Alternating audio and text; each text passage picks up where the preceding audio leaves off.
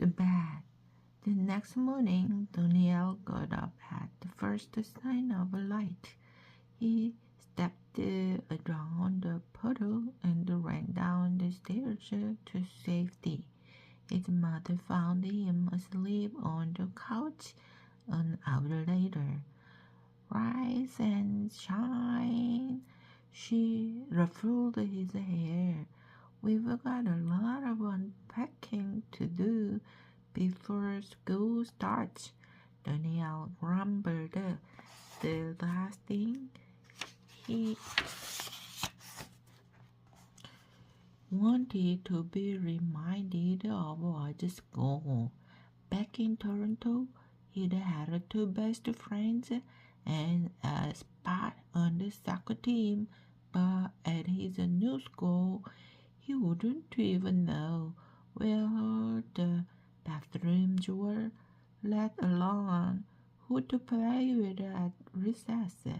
It was going to be horrible.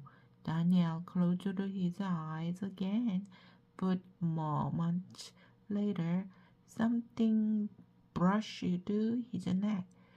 The ghost. He leaped up, only to find his father holding a feather duster. Ticklish much? He teased.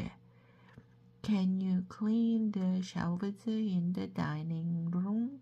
Daniel groaned, but he did what he was told. As long as he didn't have to go back to the attic, he'd do anything. Daniel sorted spoons.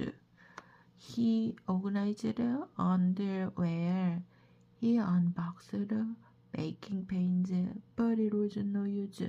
Honey, his mom said after lunch, why don't you take your dessert up to your room and play? That's okay, he said quickly. I'll alphabetize the spicy rack, but his mom insisted.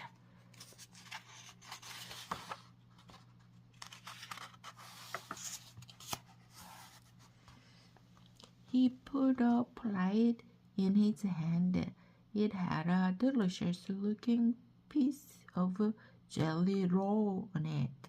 Daniel doubted he'd be able to enjoy it in his room, but he knew that if he mentioned the ghost again, his parents would say he was being silly. So he took the plate and went upstairs.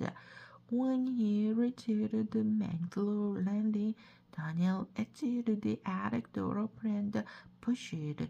There was a very faint sound. Drip, drip, drip.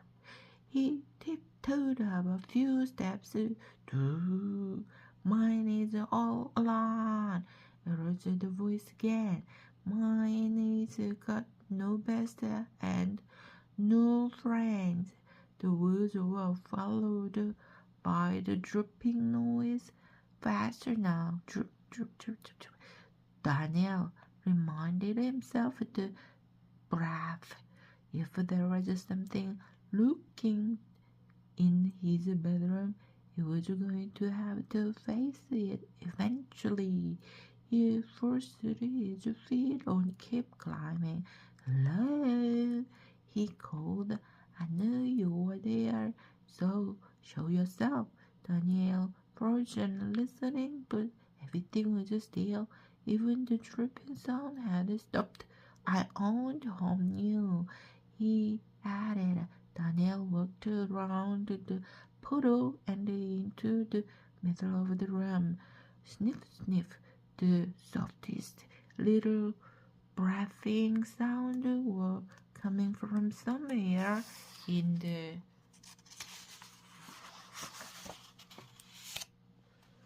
ceiling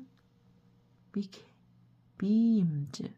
Daniel squinted into the dark space and saw it. At first, he thought it was a large mouse, only its eyes were much too big. Also, it was hanging upside down.